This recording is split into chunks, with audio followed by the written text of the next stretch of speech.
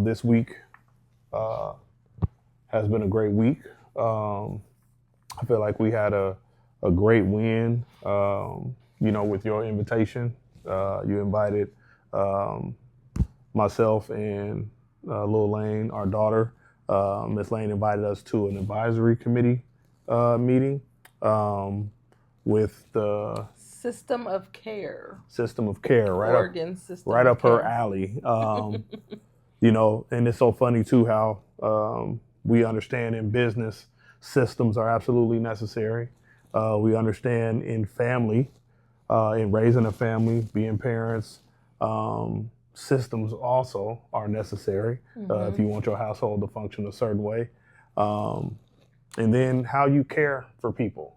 You know what I mean? Like, of course, it needs to come from the heart, but there are systems in place um, to ensure, you know what I mean, that people are getting the adequate care when necessary that they need, Right. right? And so it was just cool to be in the room. We were, of the public. We were the only We people were of the the public that were in the room. Um, and it just gave perspective on what all these different organizations um,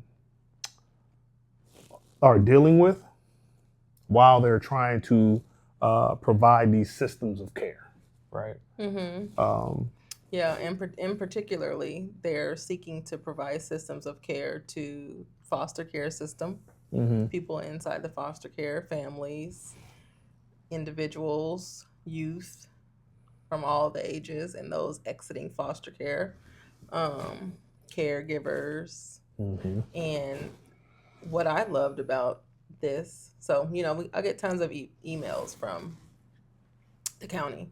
Um, and I was pulled and drawn into opening this email. hmm So, okay, I'm listening. I don't understand, but I hear you. I love the name, as you said, hmm system of care. Beautiful. Yeah. Because when you actually care, like that's the big differentiator. Right. That's why I left the school system because I was like, you guys don't even care. hmm Why you don't even care? Yeah, and there's all different types of systems out there.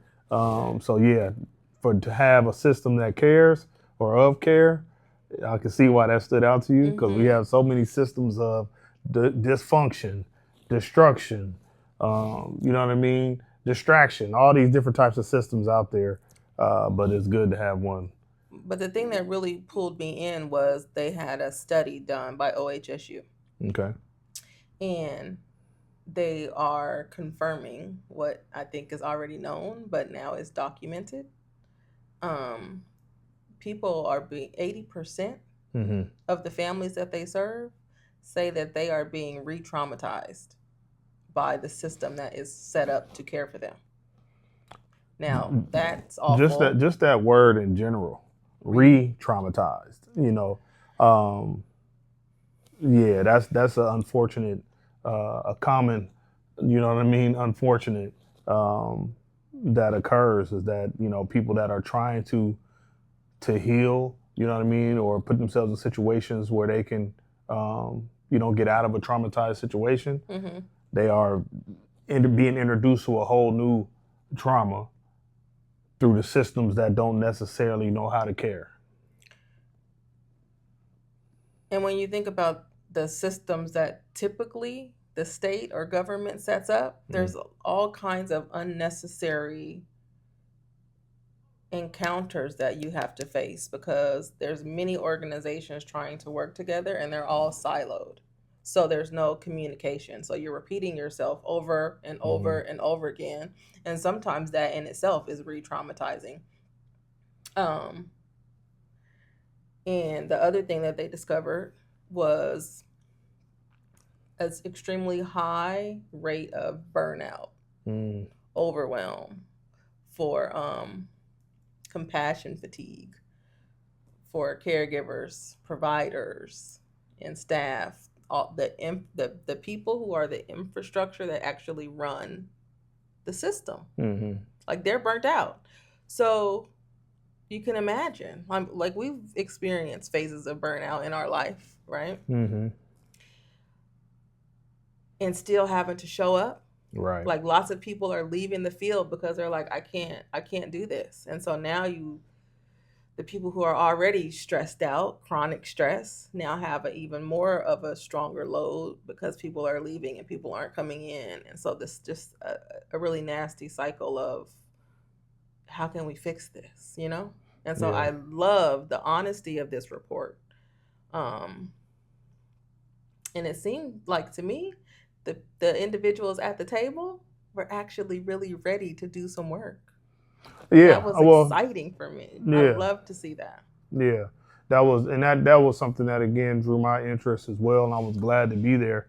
I didn't know what to expect. I was I coming know. there I to just be to support your invitation, and but it also gave you an opportunity to present from a public perspective some plans that you have and some systems that you have, and I thought that created that just was for that. I exactly love that I already had a resolution for the right. problem that they're stating because I understand that first and foremost from my own lived experience, but I also see everything around me that's happening.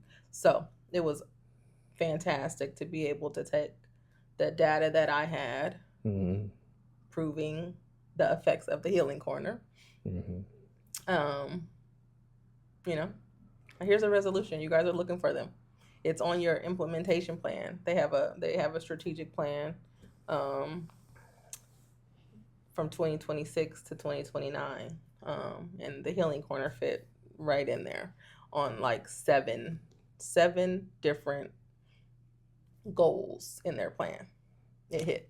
Yeah, so we got some good things underway, and so it was just good to be a part of that, be there to support you, and then after that, being able to spend the day, with you and Lil Lane. Lil Lane is Mm-hmm. our youngest daughter, and Mm-hmm. she also joined and got to see how um, things were or functioning, on that level. And so I thought that that was good for her. Mm-hmm. And we just had a good day after the fact and had some good conversation with the young lady. She's 19, Mm-hmm. so she's coming into her young adulthood, and I took the time to reevaluate. Well, not reevaluate, but to I took the time to reiterate how special her voice is to our family, and how valued her opinion is to our family. And if we are working to grow and to consistently build together, that as she's getting older, you know what I mean, and as she is stepping into this young adulthood, her opinion, her insight is valued. Mm-hmm. And I think that that was a good a good opportunity to do that, and I think she received it pretty well. Yeah, So I love to witness that. yeah, That was beautiful. that was dope. Good impartation that day, um, with that. So yeah, man, it's been a good week, and we're here, committed to uh, build to last. What does that even mean? Like, I think we need to take them to the origin story of the lanes so they can really understand. Yeah. So on this episode of Build to Last, that's what we're gonna do. So let's get it. Let's get Built to last, baby. We're built to last. We're Mr. and Mrs. Lane, 20 years married, business partners, and parents, and this is Built to Last. where we talk about what it takes to build a life, a business, and a love that doesn't break. So today's episode is about before the brand. So we want to take you down memory lane and give you a glimpse of who we are, how we met, and how we got to where we are today. Because It has been a journey. Like we said, we have been married now for 20 plus years. It's 20 plus now, right? no, And we got in July, it'll right? be So it'll be 21. So we 20 plus. We 20 and, technically we 20 are and 20 some plus. months. 20 and some months. But man, if we take it all the way back to the origin, we are love at first sighters, I would say. High school sweethearts, in other words. Jefferson High School. 1994. 4 or 5? It hadn't turned 5 yet. It was September. School had just started, actually, and it was actually not even maybe a couple weeks into school. I was on new territory as a senior in high school, and all I can say is I spotted this young lady when she was a younger lady, and she just caught my eye, man. It caught my attention. I personally, I didn't let too many. It wasn't too many wow factors out there, in my opinion. Again, I was a senior in high school, so it wasn't too many young ladies that I hadn't seen in our area. But when I seen her, she definitely caught my attention in a different type of way. And I would just have to say it was a God seeing, a divine connection type of situation. Even as a youngster, I didn't realize it at the time, but looking back on it, definitely divinely orchestrated. But yeah. Absolutely. And we're from Portland, Oregon. So Portland is small, especially when you talk about melanated groups.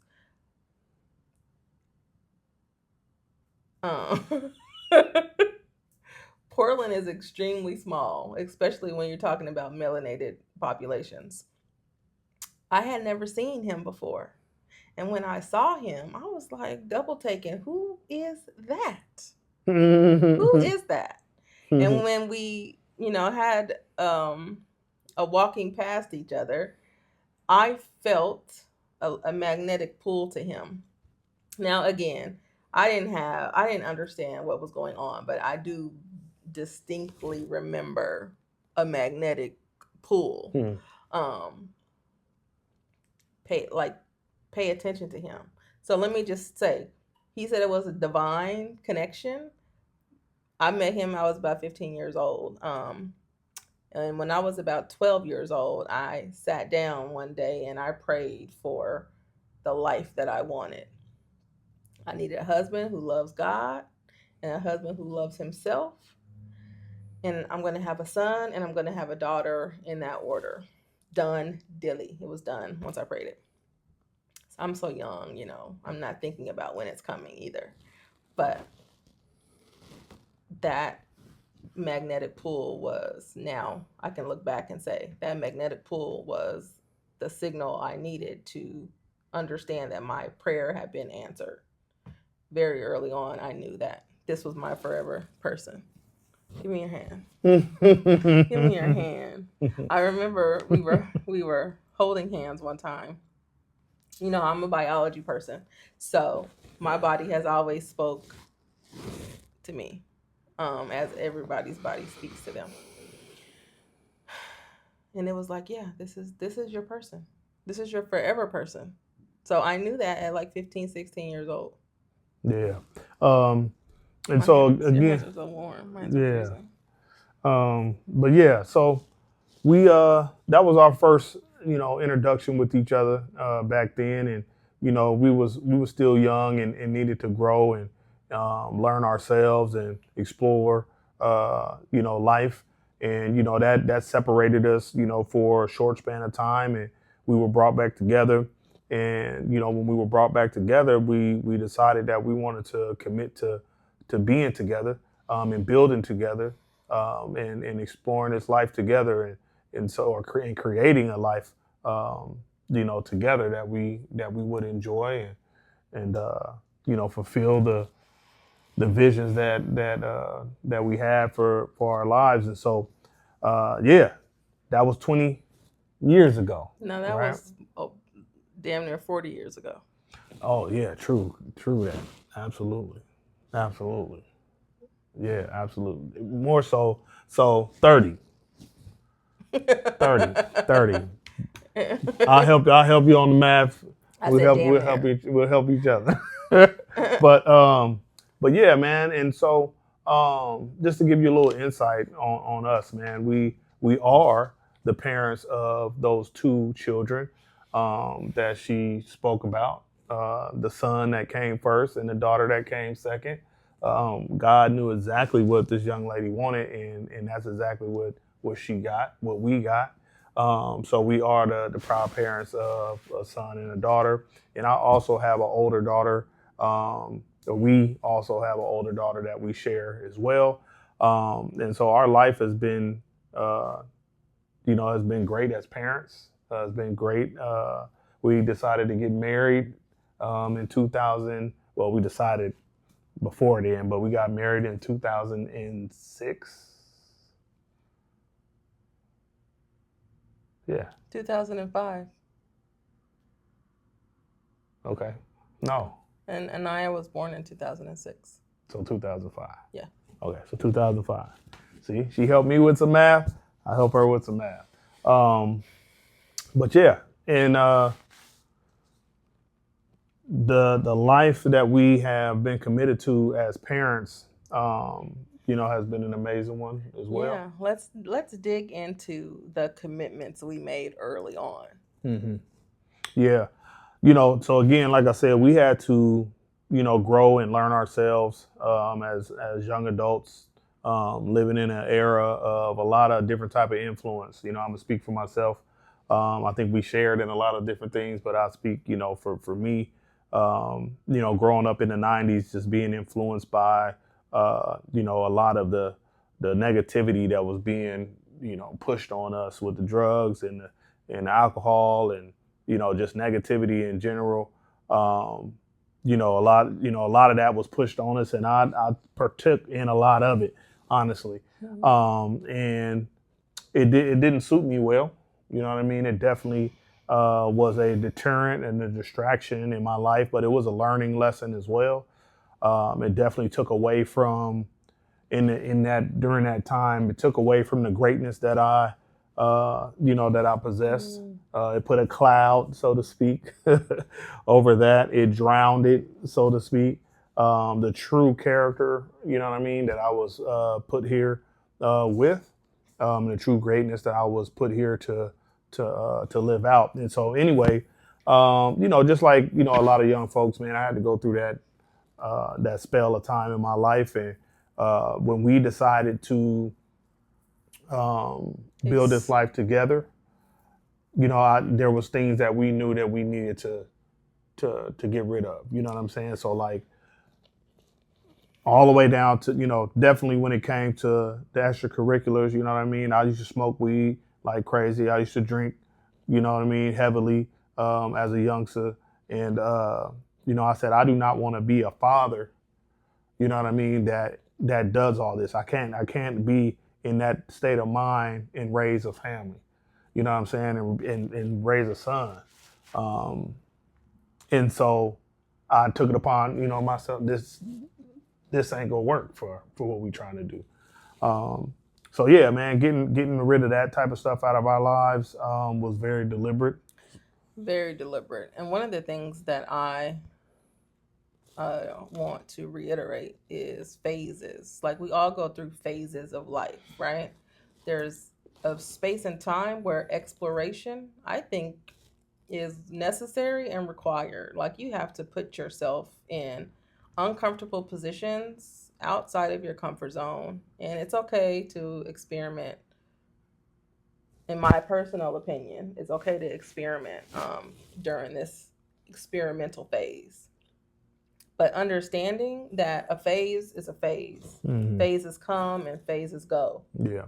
We should always be growing out of phases to reach a higher level of self. So I've done that by default my whole entire life. I remember watching people around me.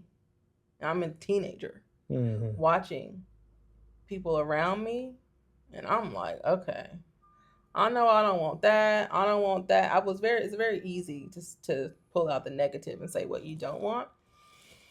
And anytime I didn't want something or I knew it wasn't going to add value to my life, it was very easy for me to cut things off and or just not participate in them.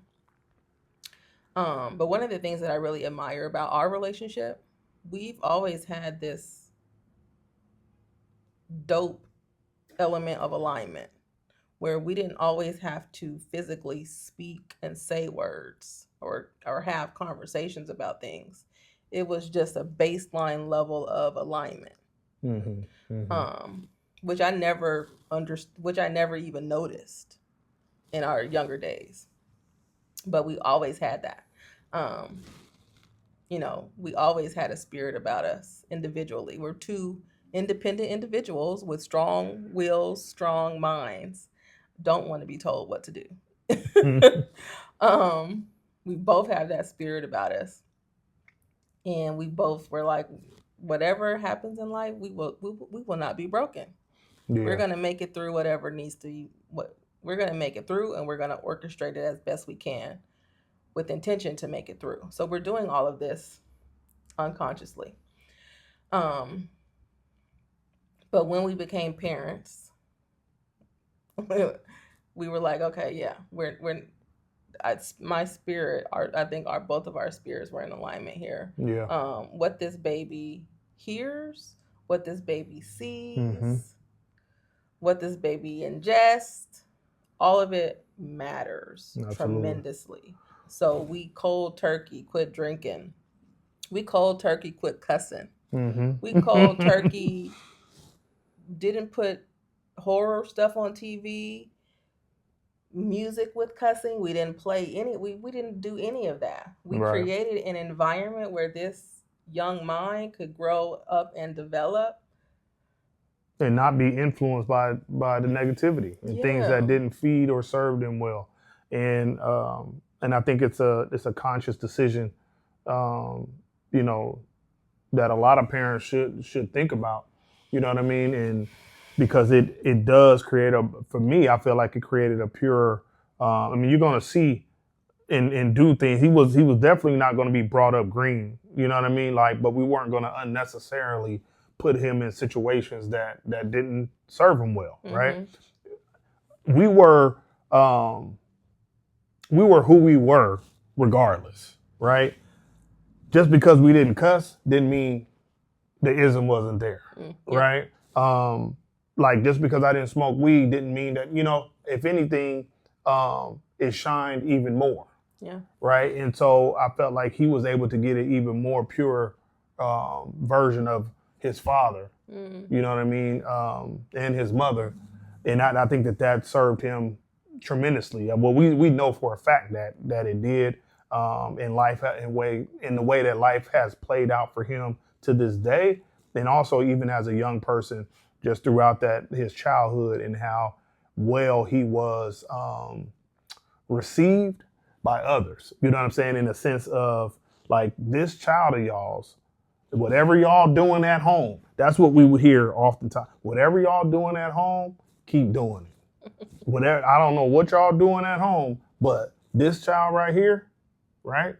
And so that was just a confirmation because we knew what we intentionally did.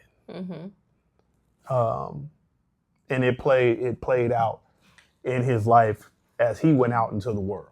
Yeah. And I think we always wanted to be able to paint the picture of, you know, the choice is yours to make. The choice is yours to make. So when you leave, like you said, you're not going to be green. Like we didn't shelter him so much to where he didn't understand what was going on in the world. Like he went out in the world and saw how he saw. He understood how he lived. He understood his environment. And he left and went out into the world and contributed and did what he did and saw. So there's so many other choices. There's so many other ways to be. And we always focused on ownership, self-ownership, being an independent thinker. So you actively choose. You choose. Right. And who you are and how you'll be. Yeah. And so, you know, thinking about as we went on to raise our son and then our daughter, you know, once we got married, we were married a year when we had Anaya. Yeah. And let's not skip over, you know, we have to tell the whole story. So, you know, our oldest daughter, she was a product of, you know, my life before, you know, or being away from Miss Lane, should I say. And the test, you know, we got a test, a month before our wedding date, y'all. Man, but I mean, we talk about a test of love and being built to last.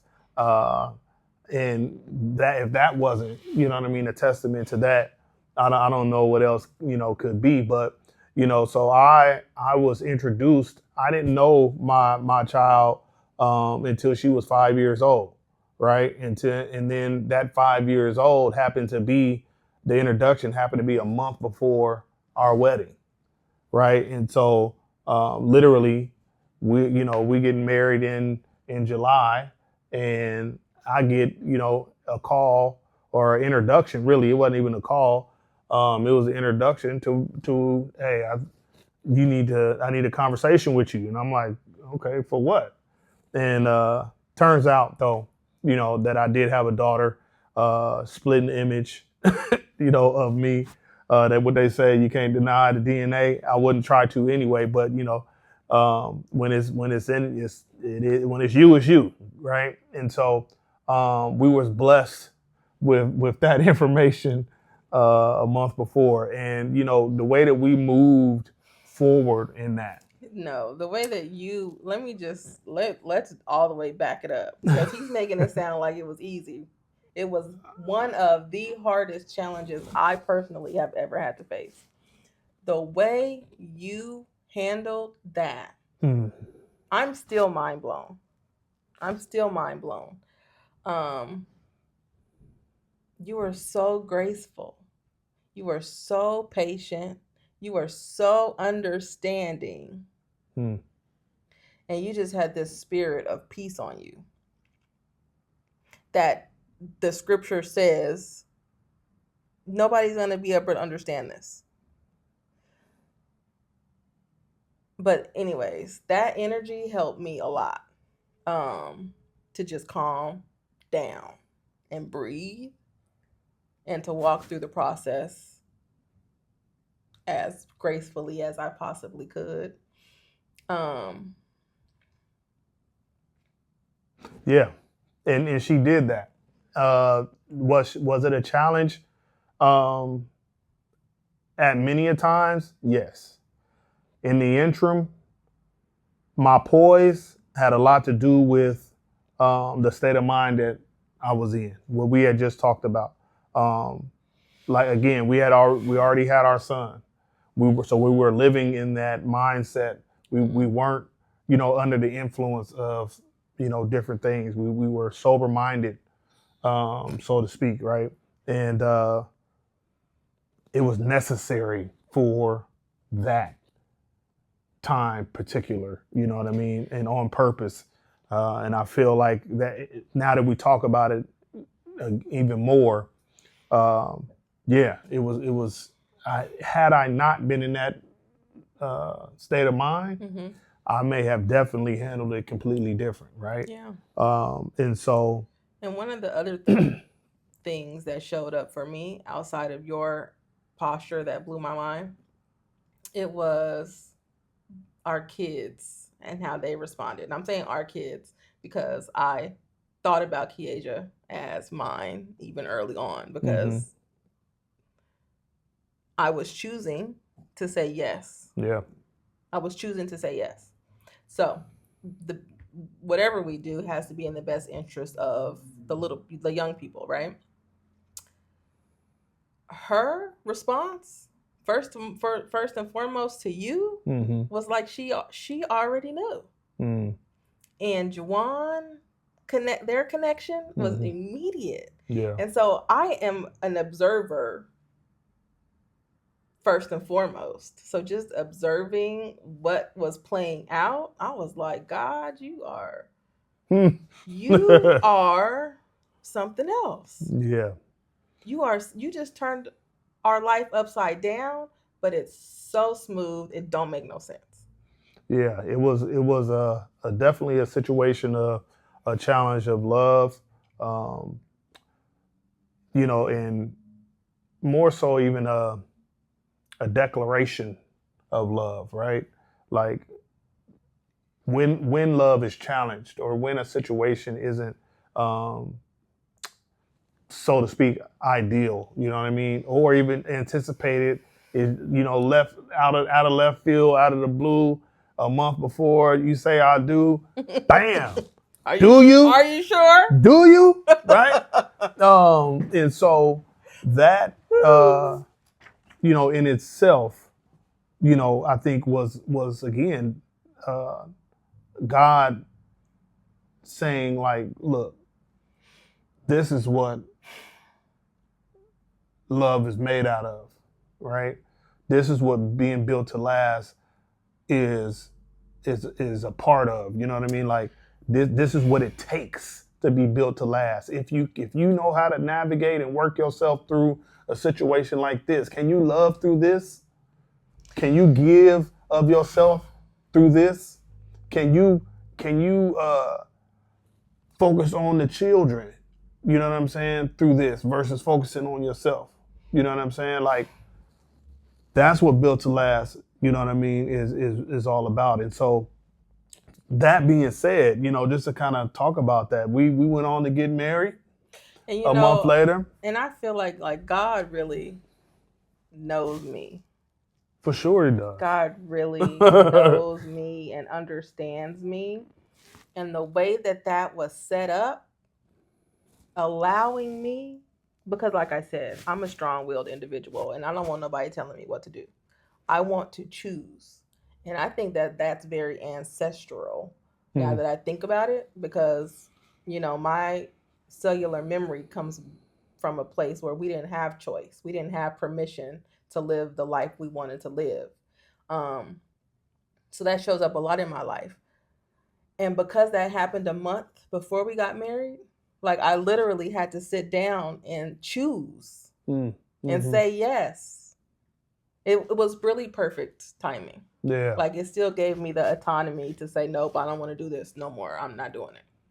And there's a lot of people that probably would have and have, you know what I mean? And I'm thankful and grateful that we did move forward in the situation and with love. And like I was saying, we went on to get married. We're now 20 years in the game. And, my daughter was in the wedding. Our daughter was in the wedding.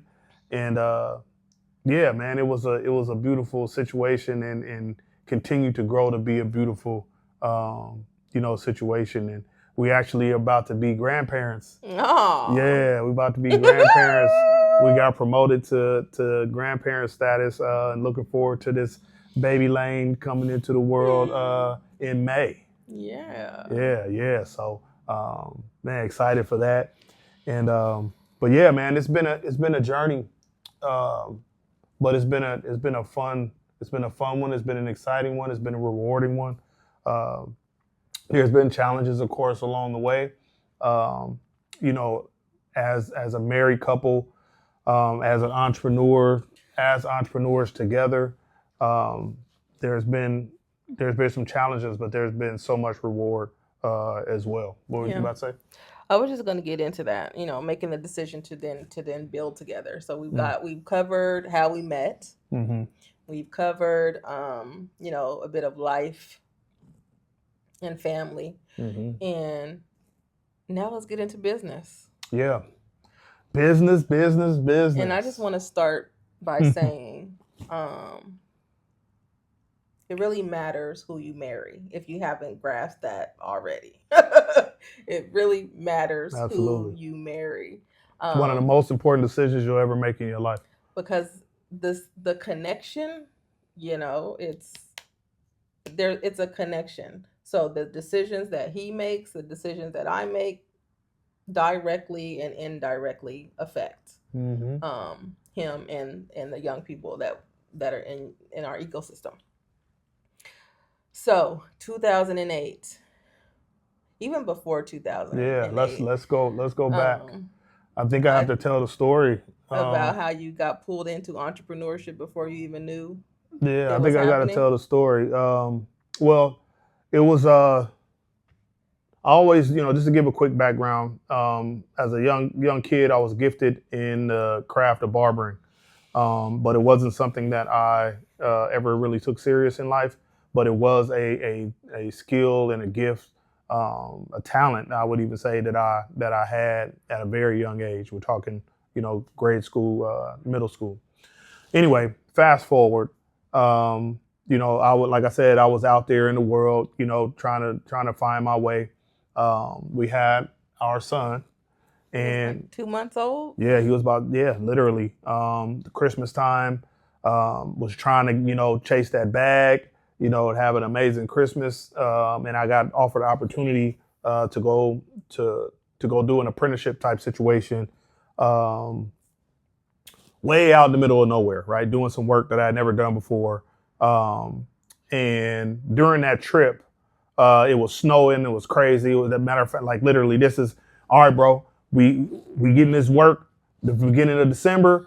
We're gonna be out there for a couple weeks. You'll be home in time for Christmas. Bag secured. You have an amazing Christmas. All right, I'm with it. So it's snowing. Weather's crazy. We trying to do the work we trying to do is unsuccessful because of the weather and all that type of stuff. So he takes a day off. But the work you were doing was what? Because it was like crazy. So it was work. sandblasting freaking bridges, right? So what is sandblasting? So sandblasting is like when you're blasting the old paint off of metal, right? So like bridges, they build out of metal, and they paint it. So you got to sandblast all the paint off, and then repaint it, right? Okay. So we're trying to do this in December in like Central Oregon, right? The weather's crazy. It's raining. It's snowing. It's 20 something degrees outside, and we're trying to build containments to do this work, and it's windy, and it's like nonsense, right? Who signed up for this work? We're in a super small town. Talking about systems. Why are we doing this in December? Everybody know that we're there, and I imagine that's in the battery. I hope not. Or it shouldn't even. I don't know what it's saying. So I'm gonna just continue to tell this story. We got 2 cameras going on, guys. So, but I'm gonna just continue to tell the story. So, we out there, can't do the work. We take the day off. At this time, again, this is my son. We hadn't quite made the decision. Well, anyway, I'm away from home anyway. So we go out, and I wasn't all the way in, but nonetheless, we go out, and we do too much.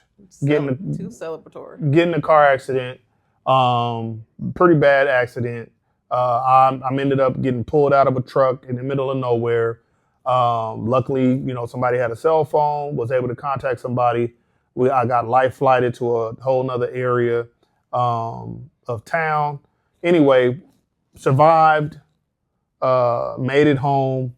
And oh my gosh, he's glossing over this. Let me just say that he has a scar on his head because he had 13 staples to put his head back together. Okay? It was really serious. It was really scary. I'm at home with a newborn, scared to death, like, oh my goodness. But you made a prayer on the side of the road. We believe in prayer, as you can see. Yeah, I did, man. And it was very, very, I would say, intimate prayer, because I was out of it, but at the same time, I was very in tune with this prayer. It was like, me and God, I stepped to God and was like, God, please do not let me die on the side of this road. You know the situation. I got a new son at the house.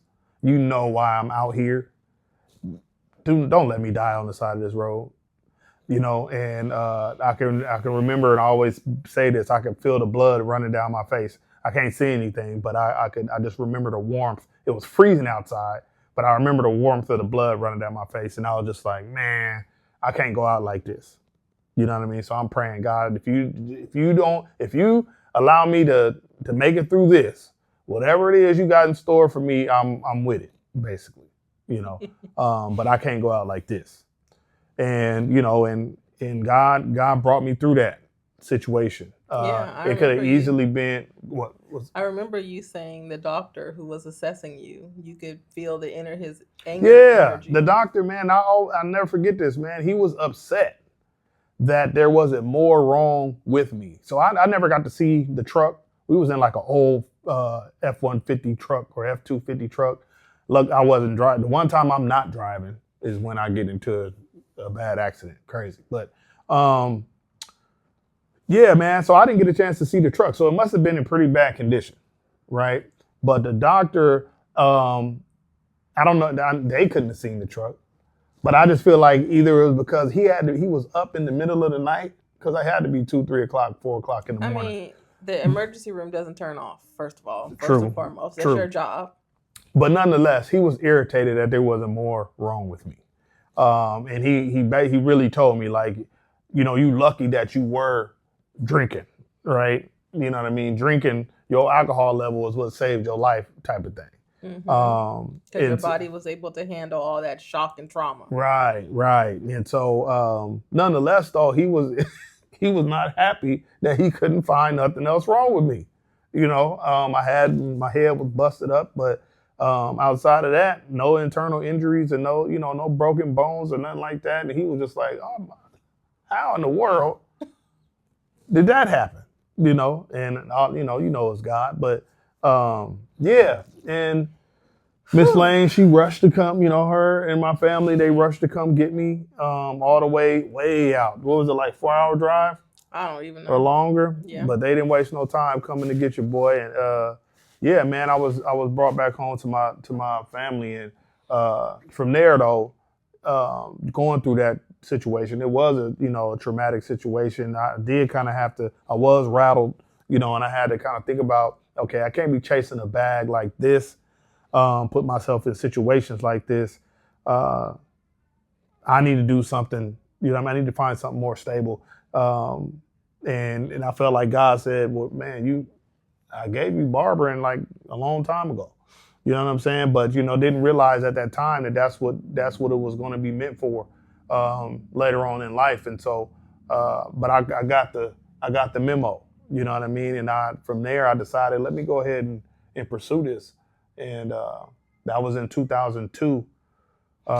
Yeah, so we won't get into the whole journey of how him answering the pull and the call to enter barbering, how that's shifted his life and groomed him into the man he is today, and all of the great impact. You've been a great steward of the gift. Of the gift. Yeah. And I think that you have pleased God so far to date with your life. I'd like to believe so. And I'm glad that I've been able to build off of the talent. You know what I'm saying? And continue to grow because of it. And so, yeah, we entered into business. I entered into business in 2003. That was kind of like how business started. But I'm gonna talk about this too real quick. In the midst of that, we're growing, and there was a commitment that was made. I've always been into like graphic arts and things like that, and I can remember sitting down at the computer, and I'm a young father, and I'm trying, I'm making a mental commitment to myself, and also trying to produce some, I'm like, man, what can I do? So I'm creating some different graphics and stuff. And I remember making a graphic, and I was always been into acronyms, right? And I've always been into acronyms. And around that time, I think FUBU had popped off and was doing their thing, And so I came up with my own acronym. And it was, at the time, it was B.Binao. That's B.Binao, right? And it stood for being broke is not an option, right? So I had made up my mind then. Being broke is not an option at all. We gonna hustle it out. We gonna grind it out. We gonna create something that's going to produce a lifestyle, you know what I'm saying, that we can enjoy and ain't never got to be talking about we broke, right? And I'll never forget sitting down creating that. And I did start a t-shirt line with that. And that was super dope. But yeah, in the midst of that, I became a professional barber. Started a t-shirt line, messing around with that for a little while, and that was fun. But I never knew, and it's so funny how God plants seeds, and you never know what that's going to turn into as life goes on. And we'll again talk about the Binao lifestyle and what that's all about later. But that's something that has continued to grow and cultivate in our lives to this day. And so, but yeah, I went on to become a professional barber, and man, that was one of the best decisions that I've made to date. Right. And so now back to why it's imperative to choose your partner with your internal wisdom. 2008 comes, and I remember Obama being elected, Mm. and we were able to go to our brand new barbershop that you had a Mm-hmm. vision for, and you fulfilled the vision. You listened to the call. It's time for me to go open this brick and mortar. And but there was 2008. There was also a lot of collapsing of financial systems Yeah. because of people greediness. The real estate bubble burst. The greediness bubble bursted Mm-hmm. as it relates to real estate. Yeah. So there was a lot of negativity happening around us at the time, and also we got our first African American president being elected, Mm-hmm. and you're opening up a shop. So he chose the name Champions Barbershop. Mm-hmm. I'd love for you to tell why you chose Champions in a moment, but as a woman and as a wife and as a mother to his children, I was so proud Mm. of you and us because it was a us thing, Yeah. right? Mm-hmm. I was so proud that all of the external drama did not affect me because I'm married to somebody who has vision. I'm married to somebody who has dreams and desires and who's led by God. So I wasn't worried. Yeah. There was no worry, but I saw other people worrying. So I was so delighted that the trajectory that my partner put us he put our flag in the sand saying we are a family who thinks like champions, period, point blank. But while he did that, while he planted that seed for our family, he also extended it to community because the barbershop that you opened was not your average barbershop. You said I need to elevate the shop Absolutely. environment. Like our community deserves more. I deserve more. Barbers deserve more. So we're all about to have more. So I love all of that. Yeah, and it definitely was it was perfect timing. Mm-hmm. It was perfect timing, divine timing, to make that move, and just to reflect again on where Champions, the brand name, came from. I could have chosen a lot of different names, and let it be understood that there's other Champions barbershops, across the country and things of that nature. Not really knowing that at the time, though, but it didn't matter to me. Anyway, but as I was cycling through, what could this shop brand be, or what is this brand going to be in general? What can I stand on and represent, via this barbershop, and what's going to represent me, Mm-hmm. and my family. And so, in the beginning, though, I was thinking on the lines of, I knew that the kind of like the theme of the shop, but so I went through cycles of names like MVP and All Star and things of that nature. But a lot of those were, as I looked at, I was like, those are all like individual awards. Mm-hmm. You know what I mean? Those are individual acknowledgments. Whereas Champions, though, with an S, right, is plural. It's a together thing. You know what I mean? The Champions is usually a team effort, so to speak, versus an individual accolade. And so that was the first thing that differentiated. And I was like, nah, I can't do All-Star. I can't do MVP. I can't. Those are all separate type things. And so when Champions popped in my mind, I said, yeah, I like the ring of that anyway, together. And then I was like, okay, and I want the mindset. What is the mindset of a champion? Mm-hmm. I started thinking a little bit more, digging a little bit deeper in, those that have overcome obstacles, those that have overcome the competition, and I'm looking through definitions, and it also said those that fight for a cause or fight for those that can't fight for themselves. And when I read that definition, that sealed the deal, right? And so I knew that community was the focal point of the barbershop and had to be kind of like revitalized in a sense. Like this is what the barbershop is here for, right? And we understand that community is what builds champions, right? You have to have a community of people behind the champion. Right. You know what I'm saying? Like whenever you see a true champion, there's always a community of supporters around them, rooting them on. You know what I'm saying?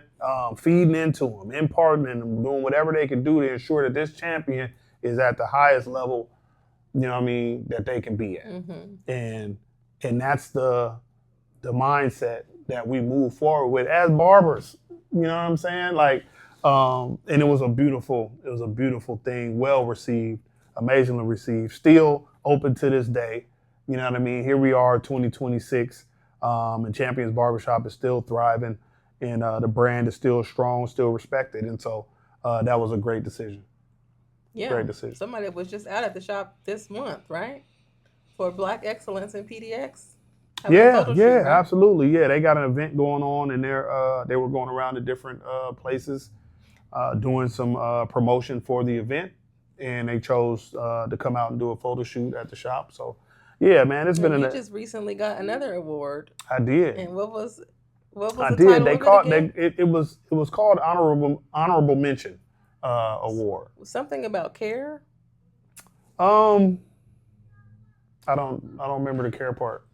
But I just know that it was honorable mention award, and what it was, man, it was it was a grassroots type of organization, and this organization, they're not a huge outfit, but they're a true outfit, you know what I'm saying, and they from the neighborhood, they from the community, and they've watched the individuals that they gave awards to and recognition to, awards based on what they've seen them accomplish over the years. And so, for community, not for self. Yeah, exactly. And so while I'm grateful for, all the other acknowledgments that the shop has received and I've received over the years, but it's always special when people that really been there and know who you are and who you've become acknowledge you. So that was dope.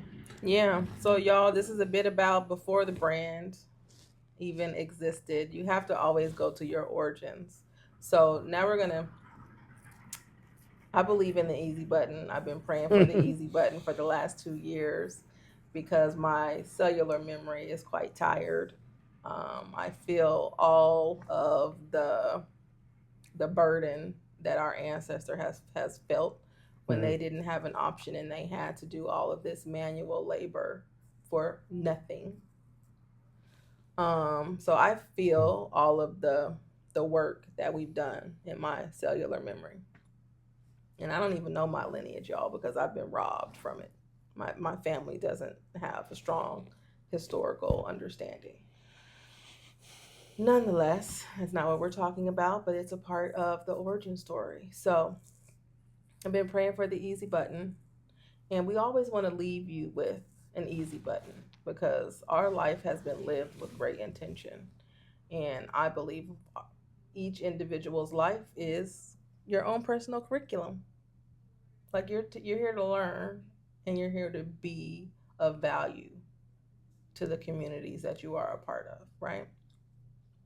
So, Mr. Lane, what would your easy button be today based off of our conversation? What would you like to leave the folks with? I would just say trust in God. I think our easy button is wrapped in our gifts and talents that we a lot of times may ignore or even have allowed ourselves to get away from because influences, negative influences, whether it be negative people, whether it be, extracurricular activities, what I mean, drug abuse, alcohol abuse, um, you know, spousal abuse even, can rob you of the gifts, what I mean, that you have been blessed with, coming into this life. And so I would say that your easy button really is getting in tune with those natural gifts and talents that you have that God has placed in you since you were created. I think that's when life begins to get better for you. It gets clearer for you when you can, because when you can do things that naturally come to you, and I think it falls in line with the plan, what I mean, that God has for your life. And we definitely believe, we're people of faith and believe that God has destined us all for greatness in our own way. And yeah, man, if you can tap into that, things do appear to be easy, Appear. To most folks, right? And so we talk about that a lot. Miss Lane, she brought up the easy button, and I get it 100%. And but what I also like to add to that is things may not always be easy per se, but they can be simple. And I think to simplify things is to live out your gifts. You know what I mean? And to live out your talents, it can simplify things a lot. Oftentimes we are working against, the natural direction and divinity of our lives, and it's friction. You know what I mean? And so to reduce that friction, I think it's all about living in your gifts. Mm-hmm. Yeah. So that's the easy button I'd leave. Mm-hmm. Yeah. How about you, Miss Lane? What easy button would you leave for the people? Let's see here. My easy button, obviously, we compliment each other almost all the time. My easy button would be to be sure that you're able to tune into yourself, meaning cut out all the external noise so that you can be present with you and understand what your gifts and talents are, um, and prioritize honing them and making space for them, a safe space for them. Let's not be all judgmental, self-judgmental either. Um, Nurture yourself, love yourself, make space for yourself in relationship. Never lose yourself in relationship. So that you can be your best self out in the world, because that's what we need. Because who is the most important person in the world? Who is the most important person in the world? You are in your ecosystem. I am in my ecosystem. You are in your ecosystem. Like, we all have to prioritize ourselves to a high degree, and cut out all the noise and distractions so that we can be great. Um, and secondly, by doing that, you're going to be able to tune in and you're going to be able to choose your partner wisely. Okay? That's imperative. And don't be afraid to take a moment to reevaluate and choose to end a relationship if that is going to be the easiest path for you to move forward in the fullness of who you are, because you deserve to be happy and you deserve to be whole, because we all do. True. And if our partner is friction, we have to be honest with ourselves and make hard decisions. Don't be Yeah. afraid to make hard decisions. Let me say, your partner is friction. You might need to become a fraction. Ah. So that's our easy buttons for today. Yeah, man. And yeah, this has been a dope conversation. And again, if you guys find value in this, get used to us. Like, subscribe, share, and we'll be back soon. Built to See. last, guys. Yeah, built to last. See you next time. Peace. Built to last, baby. We're built to last.